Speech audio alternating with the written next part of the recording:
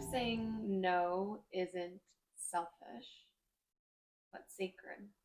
In this episode, we're diving into how setting boundaries can be a spiritual practice, one rooted in self respect, nervous system health, and energetic clarity.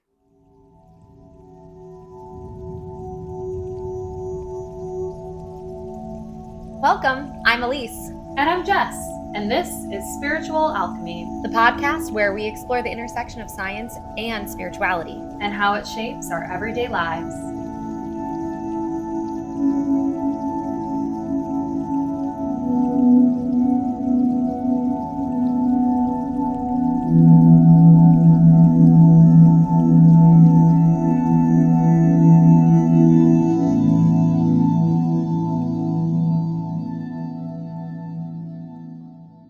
Let's talk about how to protect your light without guilt, shame, or apology. So let's talk about boundaries, because I think that there's a really common misconception when it comes to this idea, this term. I think a lot of people see boundaries as like a hard wall, and that setting a boundary can be a negative thing. Mm-hmm. And in fact, it's not that. It's an act of self-love. It is an act of self-protection. It is something that should be celebrated, because by protecting your energy, you're actually creating more space, like, to show up for people. Mm-hmm. Mm-hmm. And the more consistent you are in laying your boundaries, I have found through personal experience that your relationships can actually grow, even in the moment, if it feels like it's harsh or if it feels wrong. Longevity is your goal. Yeah. And also going back to what you said about knowing that the boundaries will change. I think I might have said it in a previous episode, but I will call back to one of my favorite therapists said to me this analogy about boundaries. Boundaries is like drawing a line in the sand at the beach. And what happens at the beach? The tide goes up and the tide goes down. So your boundaries will continue to be washed away, and it's up to you to redraw that line. Yeah. You may be able to draw it in the same place, or it might change. Yeah, you can also make it a squiggle. You can also make it a swirly line. It's like, that's the beautiful thing about a boundary, is that they aren't a hard wall of this is my boundary and this is it. And it's not flexible. It's not changing. You can decide when to change it. You can decide when to be softer with it. You can decide when to be firmer with it. And the thing about boundaries is, and why people get upset about them when you set them, is that people constantly want access to you. And we live in this like access all the time culture. And when people expect that, you kind of have to retrain your brain to get out of that availability mindset. Right. So how can boundaries be an act of self-love, not division? Yeah, I think it all comes down to your nervous system, and it's a practice. Drawing boundary lines is a practice. So the more you practice drawing that line and staying consistent to it, you'll notice your body reacting in different ways. One, for example, I'm a private music teacher, and I have a hard rule that I do not answer clients from 8 p.m. until 10 a.m. in the morning. I used to not have that boundary line, and, people would try to schedule lessons with me at midnight, or, they text me like super early in the morning at 6 a.m. asking for a lesson. And I really, over the past 4 years, I've had to put a practice in where if it's past 8 p.m., I do not answer you, and I will not answer you until 10 a.m. the next morning. And I think what has been so nice to watch is I respond in a different way. I will see a text and be like, oh, that's a problem for tomorrow morning. Yep. And I just put my phone away. Good for you. And it's allowed me to have space and control of my nervous system and how I react. Yeah. Setting boundaries has been shown to significantly reduce stress, It helps individuals manage their time, energy, and your emotional resources effectively. I love using this phrase of vital force energy, and that we only have so much to give. I also, similarly with work, have had to set boundaries with myself because I tend to be that person that's like, not like I want to be the best employee, but I want to be helpful. And I always, I mean, I grew up in the East Coast. It's a very hustle culture mindset, which is like, if you're always trying to be the best, you're always trying to like, you always say yes. You always I grew up with that too. Yeah. If you can cover the shift and you're free that day, then you should be saying you yes. better say yes. And here's the thing, I've hit burnout so many times. And what I found was at a certain point, I was like, I mean, I'm fitness, so it's like a lot of like picking up classes for people. And like, I would be teaching like 8 to 10 classes a day. And that is insane to do 7 days a week of that many classes a day. Like, unhealthy. Any fitness coach will be like, you're insane. And yeah. But setting a boundary with myself to be like, no, you need time to rest. You need time to rest your voice. You can't, and I hate saying like, oh, you can't afford to miss work. It's like, I can afford to not pick up that shift. I can afford to rest my body because I give a better class when I'm rested and when my mind is clear. I do better work when I've had time to decompress. It's the same way that I can be a better friend to my friends when I'm not constantly overrunning my social schedule. That's another big one for me, is that I tend to not say no to people when they invite me out to do things because I love to go out and it's a fun time. But there are days where I'm like, you know what? Hard boundary. And I even said this about this coming week. I was like, I cannot wait to keep these specific nights clear for me to do whatever I need to do to gain that back, because you cannot pour from an empty cup. We've said this before.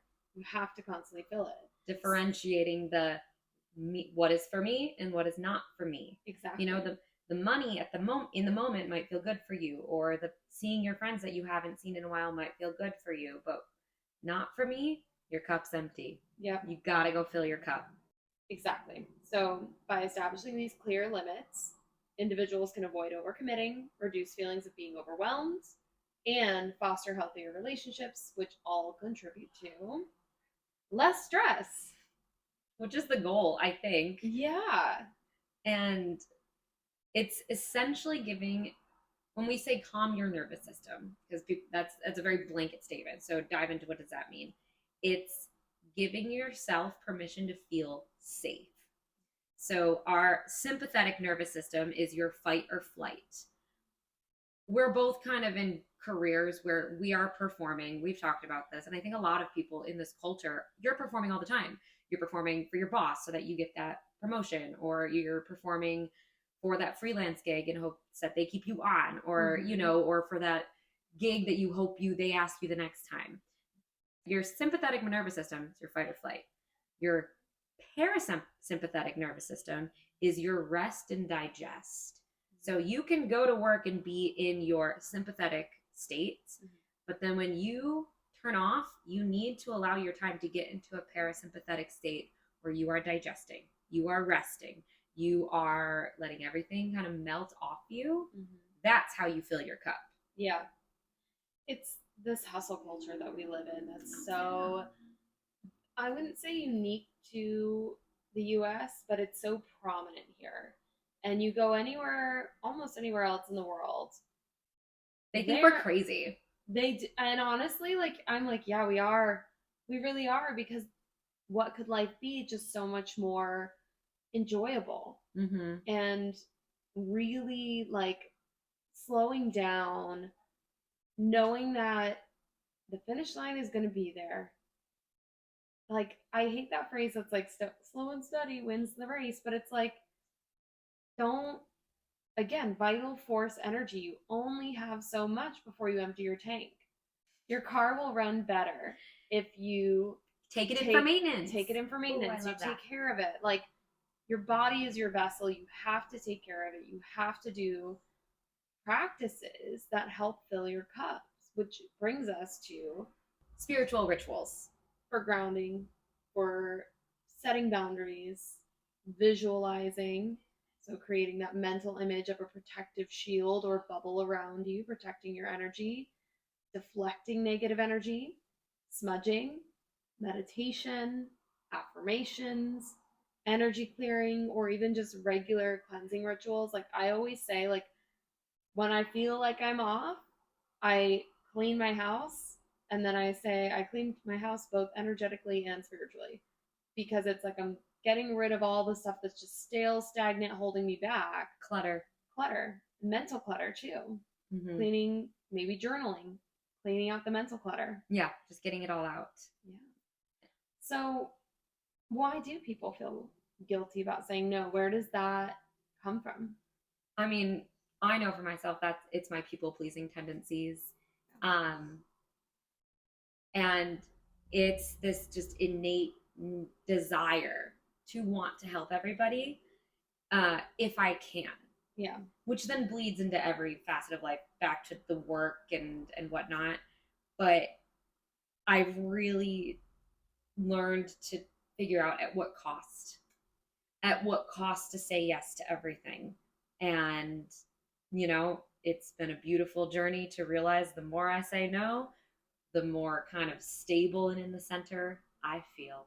Saying no makes me so happy now, because I too also lean into people pleasing, which people pleasing, just to define it, is the tendency to prioritize the needs and desires of others over one's own. So it stems from a combination of low self-esteem, fear of rejection, and a desire to avoid conflict.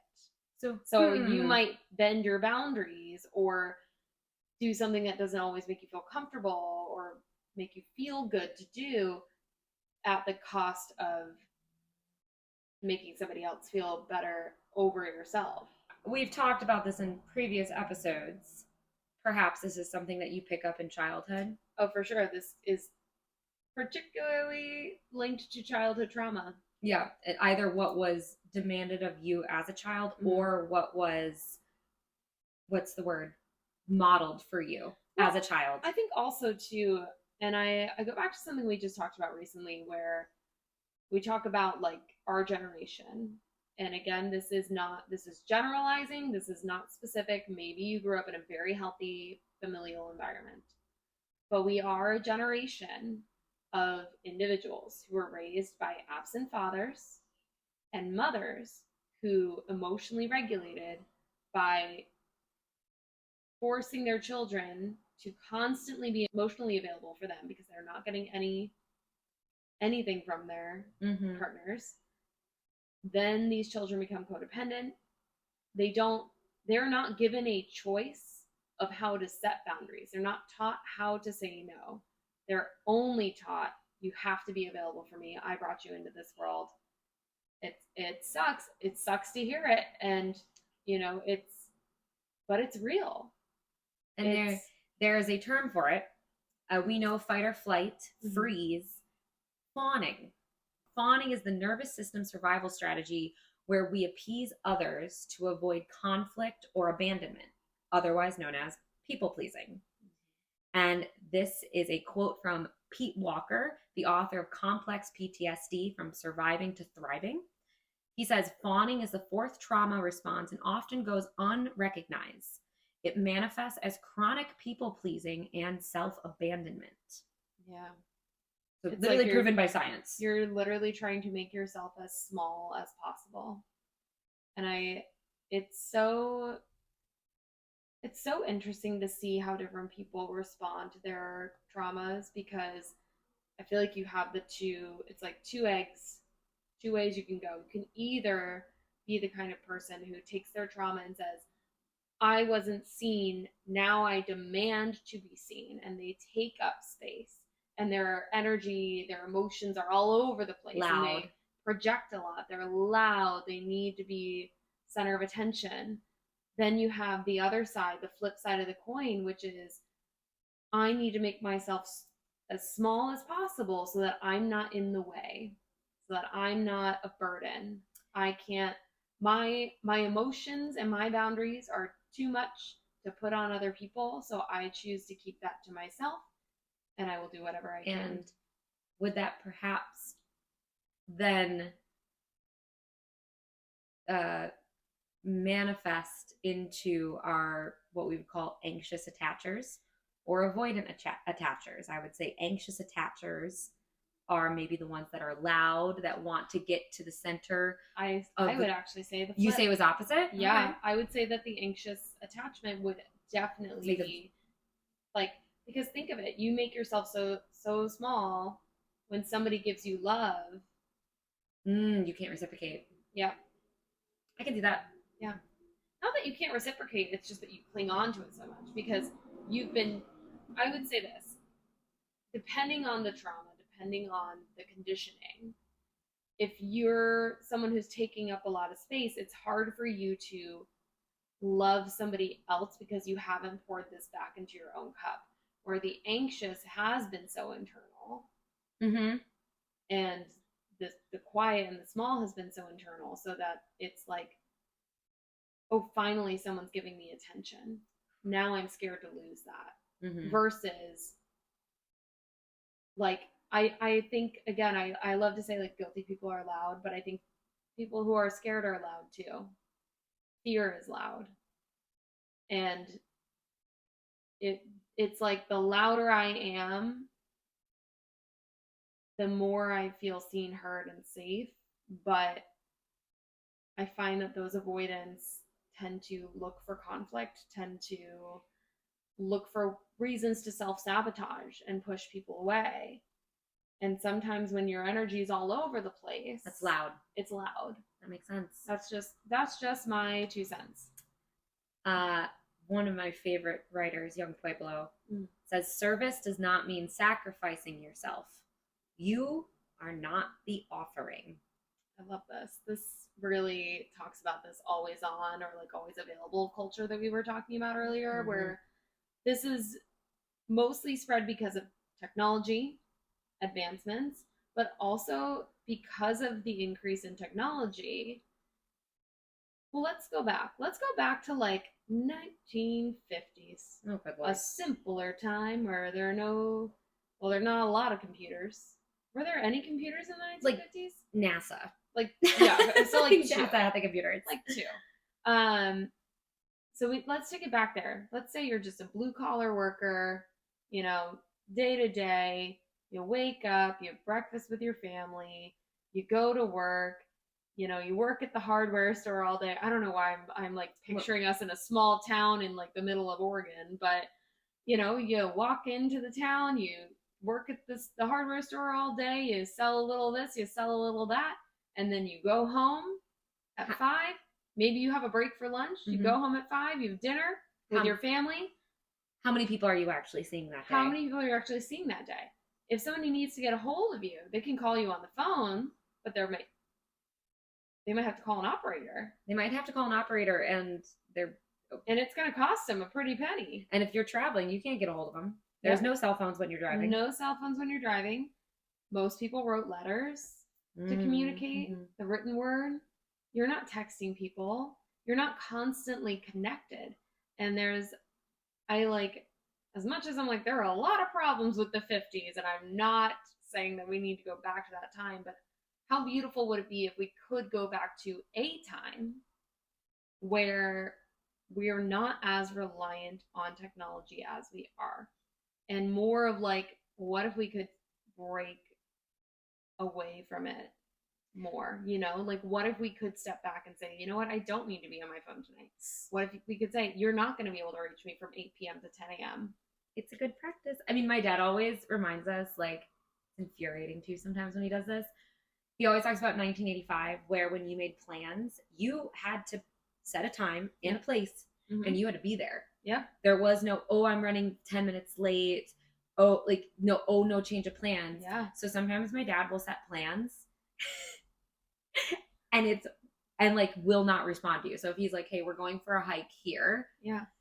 This is the time we're meeting. Yeah. And then Like, people will text and be like, oh, I'm running late, or can we change the location? And he won't respond. Yeah. It's very interesting to watch me and my siblings kind of panic and be like, but he's got to be there, right? Even if he's not responding. And it's so weird. Think about that psychology. But not even 40 years ago, if you set a time and place, you'd had security in knowing that was the set plan. Well, even in the 90s, I mean, we had pagers, but not everybody had a pager. Again, you can't. It's the instant accessibility that's really changed the wiring in our brain. And so instead of fight it, I would just say get curious about it and give yourself more grace and learn how to set the boundaries. Exactly. Because you've got a few areas where this comes out because we have ideal worker norms, quote, quote. So the ideal worker culture is where employees are expected to prioritize work above all else. This is kind of, again, I feel like this is hustle culture. This is very like an American way of thinking. And in other countries as well, but specifically here, it feels so like you have to be available all the time, and you have to, like, if you're working somewhere, that place of work has to be your number one priority. And if you have a life outside of there, no, you don't, which is so silly. But it's contributed to this expectation of constant availability. But then we also have the fear of missing out, FOMO, if you will. So fear of missing important opportunities, or like missing out on fun. FOMO, especially in the workplace, can be like, if you don't show up, if you're not that number one employee, you're not going to get promoted. You're going to miss out on that raise. You're not going to be able to take your time off. It's like that expectation of like, if you're not giving 1,000% on the job every single day, you're missing out on opportunities to progress. Do you know what I flip it to that I've been working on? I call it JOMO. The joy of missing out. Oh, yeah. JOMO. The JOMO. JOMO. And then we have the expectations of responsiveness. And this is one that I have been struggling with this one because it's the speed of convenience that digital communication has given us. So Elise knows my inbox for the last like month had been sitting around 400 and something unread text messages because sometimes it gets overwhelming. I get overwhelmed and I'm like, I just can't be fussed. You'll all just sit there in the inbox, and when I'm ready, I will respond. But I think that I got into this frustration with text messages because I did have people in my life who were like, if I didn't respond within a certain amount of time, it was like, are you mad at me?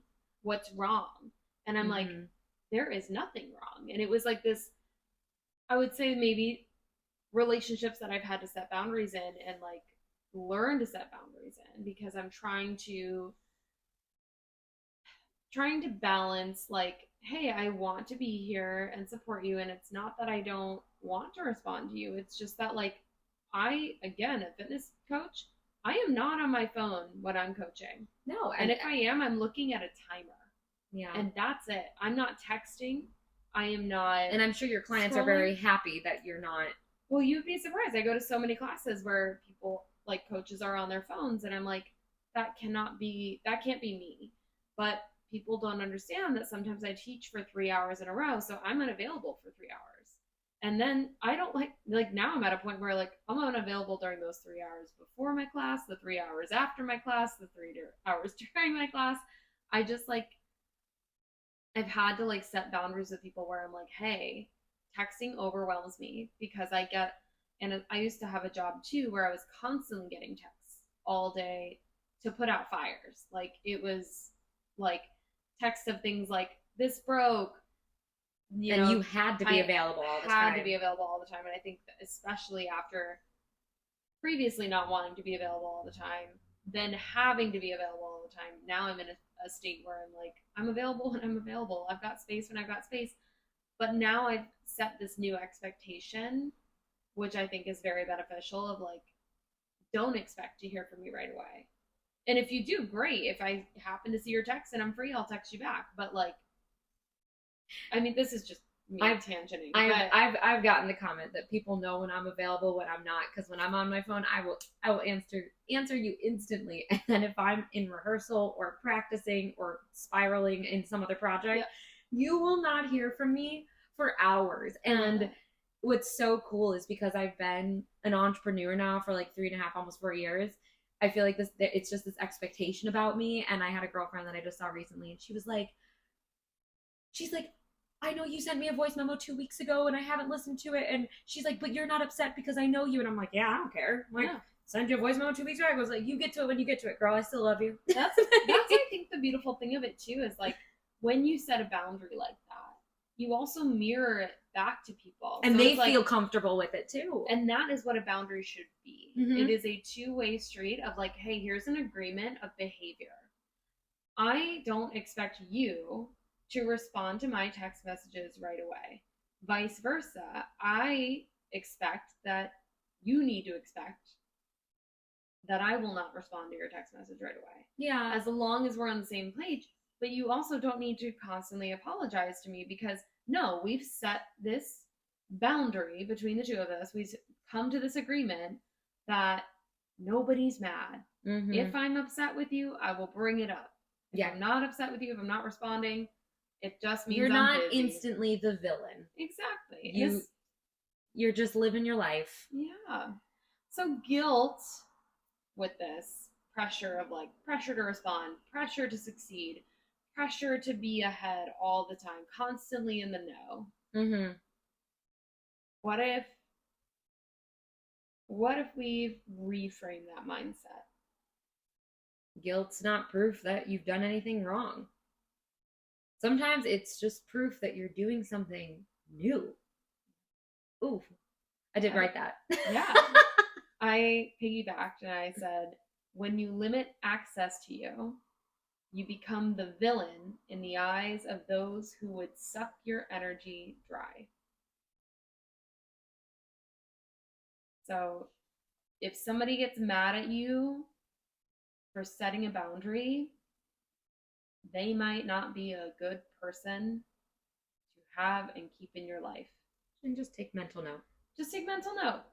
But I think don't let somebody make you feel bad for putting a boundary up. Mm-hmm. If somebody's trying to make you feel bad for limiting access to you, because that's what a boundary is. People should not have 24 hours, 7 days a week, 100% access to you all the time. Mm-mm. And if they're trying to achieve that, and they're mad at you for not giving that, and they're not giving it back, be wary of those relationships. Yeah. Yeah. The difference between walls, boundaries, and spiritual bypassing. We're going to try because I feel like a lot of them can bleed. Walls are rigid. Literally the definition of a wall. They're an emotional defense built to keep others out, to prevent vulnerability. Walls are not the line in the sand. Walls cannot be moved. They often stem from trauma, betrayal, fear of intimacy, and they block connection. They block growth. And it's motivated by avoidance. I don't want to deal with this, so I'm going to put a wall up. And lots of people will be like, that's my boundary. And I'm like, that's not a boundary, that's a wall. You're avoiding this. It often comes with the energy of never again. I don't trust anybody. I have to protect my peace no matter what. I have a lot of experience of this in my life, and it's hard to call out people that think they're drawing a boundary when really it's a wall. And listen, sometimes you can't. Sometimes you have to sit back and support them and be like, that's your choice. And that's your choice. As someone who does have a very specific, I will call it a boundary. There is a specific situation in my life that is ongoing, that it is just the kind of thing where I've had to accept that this is not something that a behavior that can be changed. Mm-hmm. This is not a situation that can be easily avoided. So instead, I just remove myself from the situation. Which I would say is different. Yeah. That's you. That's no walls. That's you just saying, I'm not even in this. Yeah. I don't want this to be my business anymore. That's different. So what makes it that different from a wall, because I think that there maybe may be people calling themselves out, listeners calling themselves out, who might say, well, is that a wall? Is that a boundary? Am I bypassing? If your wall is there to truly protect you, keep it. Build your house there. Don't just put up one wall, put up 4 walls. Yeah. Keep your peace. But if your walls are there inhibiting you from growing, if you're avoiding, then that's not a wall. I did think of a good way to say it. Yeah. Build your walls, build your peace, build your little house, but keep your garden growing within those walls. Oh, I like that. Yeah, because you can still work on yourself. It's like we said the other week, your healing starts and ends with you. If people want to come in and join you in their healing work and work on themselves side by side with you, welcome to the garden. Welcome to the garden. Let's grow together. Mm-hmm. However, if the people that are causing you pain are not working on themselves or refusing to acknowledge that they've hurt you, it is okay to build that safe space and then start watering your garden within that to keep you safe. Yeah, get the snakes out. Yeah, but you're still working on growing something. Yeah, breaking those boundaries. Walls are what we build when we don't feel safe enough to set boundaries. Dr. Thema Bryant, a psychologist and spiritual trauma expert. That's a quote from them. So we've already talked about boundaries at the beginning. Boundaries are flexible, conscious choices rooted in self-awareness, that line in the sand. They protect your energy while still allowing intimacy and presence. Because sometimes you just have to have boundaries with certain people so they access to you, right? Like bringing it back to my work stuff. I teach privately.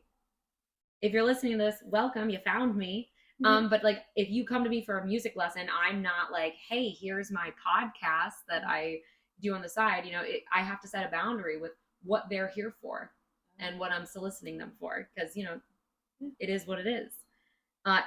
Boundaries invite connection through mutual respect. If they ask, hey, what are you doing for the rest of the day? I'm going to go record my podcast. Oh, let me hear about it. Yeah. You know, it can easily get twisted and get toxic. Like I said, these are so like overlapped and really, really hard to truly define. The boundaries are motivated by self-respect, not fear.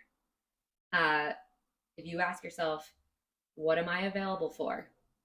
This is how I love myself whilst being present with myself and with you. Boundaries are the distance at which I can love you and me simultaneously. And that is Prentice Hemphill, a somatics teacher and healer. And I love that quote.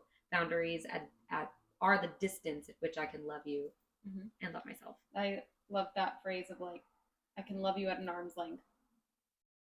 Yeah. Yeah. So then spiritual bypassing, the illusion of transcendence. It's the spiritual concepts can often be used to avoid facing uncomfortable emotions, trauma, or real world boundaries. And we quoted John Wellwood, a Buddhist psychotherapist, in another episode. But a reminder, he says, spiritual bypassing is the use of spiritual beliefs to avoid dealing with painful feelings, unresolved wounds, and developmental needs. For example, saying everything happens for a reason to avoid grief or accountability from the last episode.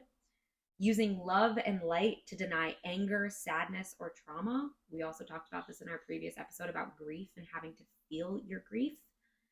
Avoiding difficult people or conversations under the guise of preserving your vibration, when reality, fear is the driving force in that disconnection. So to wrap it up, I meditated on this. I'm like, how can I say it simply? Walls say go away, which are okay. Bypassing says nothing's wrong. Boundaries say I love you and me enough to be honest. And I was like, that's it. Yeah. It's we're all just trying to survive out here, and so you use what you need to use when you need to use it. And over time, you'll look back at chapters of your life and you're like, wow, my walls were really high. Or you look back and you're like, holy shit, I had no boundaries drawn, or, or, oh my God, I was trying to avoid, and I, spiritually bypassed all this shit that I was supposed to feel in the moment under the guise of love and light everywhere. I'll also say too, like, learning how to set boundaries is also a process. As someone was really bad at setting boundaries, I was not really ever in my youth in a place where I was taught how to set healthy boundaries. I was not taught how to limit people's access to me. That was definitely something I had to learn later in life. Mm-hmm. And it's a journey. Sometimes it still stresses me out to set boundaries because the brain process is like, okay, I'm going to say I can't pick up this shift because I want a night in, and I was like, everyone's going to hate me, but I'm going to feel guilty. And I feel guilty, but I'm like, in reality, it's no one's business. It is just, I'm not available for that. And I don't need to give a reason. I don't need to give an explanation. Whereas before, I would guilt myself into overextending myself, overexerting myself, and not prioritize the rest that I needed. Or in many other ways too, like, it's that making yourself small, that people pleasing to avoid conflict. Very guilty of that. I don't like conflict in a I'm going to yell at you kind of way. I am not a yelling type of person. I'm like, you have an issue, let's sit down and have a mature conversation about it. Let's sit down and actually talk about, you did this, that I feel message. I love the I feel. That was the one thing I did learn at school, was we always said, like, when you have a conflict, you sit down with somebody. We learned this in kindergarten. Oh, and I can't believe that's so that cute. So many people didn't learn this till later. When you have a conflict, you sit down and you say, when you did this, I felt like this. I would appreciate if you would not do that again, which is setting a boundary. So maybe I'm like, maybe I just wasn't learned, but there's so many, like, you come from it. I think what's so beautiful about our experiences is you come from it from such a different side of the spectrum than I come from, because I have someone in my life who tells me that my family loves to fight. And we do. But in doing so, my childhood, I almost learned that fighting and confrontation was the only way. And I've had to learn as an adult, if somebody doesn't want to confront, I have to respect that boundary. Yeah. So it's two sides of it. Again, I think it's less about confrontation. It's more about communication. Because I don't mind having confrontation. What I mind is when you're coming in really hot and spicy and I can't. You need a beat. I need a beat, because I learned this because I used to get a little spicy and say things that I didn't mean, or like, just because, like, I'm riled up now too and I'm just going to say mean things. I'm like, I don't like that. Yeah. That doesn't align with who I am. So what I say is, if somebody's coming at me or somebody upsets me, somebody hurts my feelings, depending on how upset I am, I take 10. I either take 10 seconds if I'm a little upset and I just listen and I wait for I'm like, I'll let you yell. You go right ahead. You yell and you get it out. When you take a breath, I'll come in and I'll speak my piece. If I'm really angry, I will say, I need a break.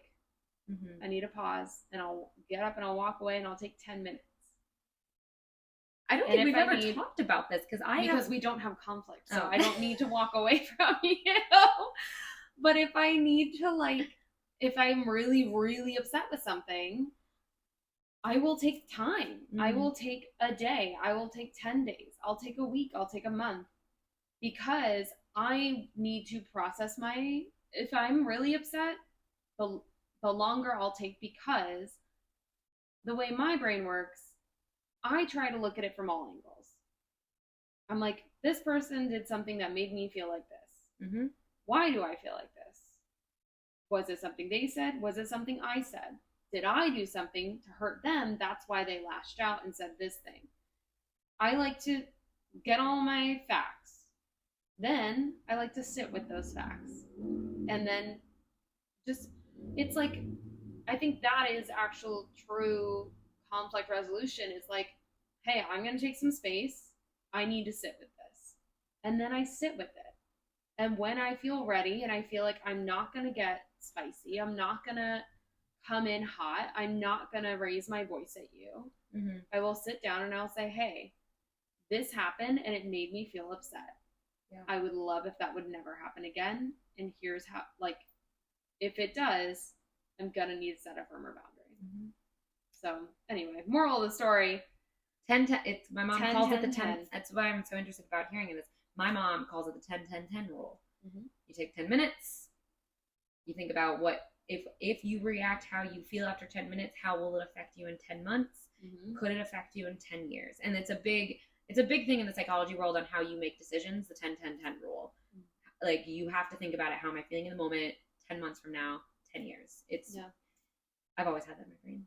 That's really nice. I haven't thought of it that way. The 10 months to the 10 years. Yeah. I love taking space, because sometimes I can take space and be like, you know what? I'm actually not that upset about this. I just needed a minute to cool off and come back, and I'd be like, hey, this wasn't that big a deal. Or like, hey, you know what? I misinterpreted. Listen, I made an exception. We're only human. We are all just trying to survive. We're all trying to be seen. We're all trying to be heard. We become the most intense versions of ourselves when we are trying to survive and be seen. And that's okay. Yeah. The boundaries will help you thrive and grow. Exactly. So here are some practical tools for setting boundaries without guilt or conflict. First, setting boundaries is essential for healthy relationships and your overall well-being, but we do struggle with feeling guilty or creating conflict. So here are some tools that we can use to identify our limits. So first, understand and identify your limits. Self-reflection, take time, identify your personal needs, your values, the limits in various aspects of your life, emotional, physical, mental, and time. Recognize signs, so pay attention to feelings of resentment, burnout, or being overwhelmed. This can be an indicator that a boundary is needed. So if you pick up that extra shift and you're angry about it, maybe we should set a boundary with ourselves, or we're not going to do that next time. We're not going to do it next time. Carve it out. Then communicate boundaries clearly and respectfully. Be direct and assertive, clearly state the need and limits to the other party involved, but be respectful and assertive in your manner. Use I statements this is the I feel. When you frame the boundary in terms of your own needs and feelings rather than blaming or accusing, you made me feel, it's I feel this way, right? Because what's that line? I love it. It's you hurt your own feelings. If you're making assumptions, if we're drawing conclusions, like if I'm taking what you're saying at face value, I could hurt my own feelings if I'm making those assumptions. So just know that when use your eyes and know that when you say I feel, you may not get back what you want. So make the most important part of the conversation. You are stating how you feel. There is no expectation for what is going to be given back to you. As long as you make the most important thing, I'm letting the person know how I feel. Be ready for anything to happen after that. Exactly. You also need to be prepared for pushback. So some people may not react favorably to boundaries, especially if they're used to you saying yes to everything. So stand firm in your decision. But remember that their reaction is about their needs, not yours. Also, keep this simple. Don't over-explain or justify your boundaries. It's unnecessary. You don't need to do it. Be consistent and respect your own boundaries. And I underlined and bolded this. Plan for boundary crossing. Identify in advance what actions to take if boundaries are tested, because they will be tested. This helps to stay firm and reduces the likelihood of being caught off guard when those boundaries are crossed. I'm getting an image of me in Cabo when a rogue wave came in and I was like totally knocked on my ass. That's that. Yeah. Like that wave that comes and you're like, holy shit. Yeah. So stand firm. Plan ahead. What are you going to do when that wave knocks you over? You'd also need to remember not to apologize for your needs. Setting boundaries is a right. There is no need to apologize for prioritizing yourself. Manage guilt and self-doubt. So self-compassion, be kind to yourself and recognize that setting boundaries is a healthy and necessary step for self-care. Challenge your negative thoughts. Remind yourself that setting boundaries is not selfish, but rather a way to protect well-being and strengthen relationships. Focus on the benefits and seek support if you need it. Lean on your tribe. So additional things, we could do mindfulness journaling, reflective journaling, positive affirmations. So repeating affirmations can reinforce the self-worth and importance of setting boundaries, and conversational boundary scripts. So practice using prepared scripts to navigate the challenge and those challenging social situations with grace and confidence. So remember, boundary setting is a way to gain healthier relationships. They're necessary, they're important. And like I just said, you have a right to set a boundary. You do. Shall we go into journal prompts?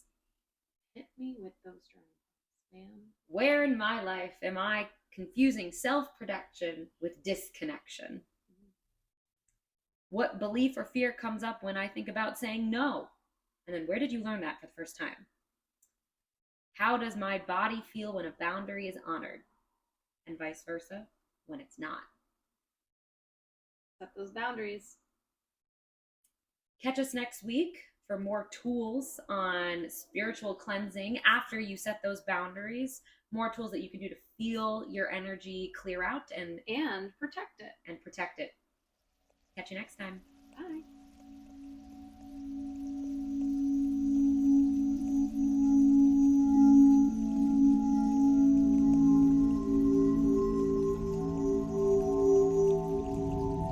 Thanks for joining us today. We're so glad you were here.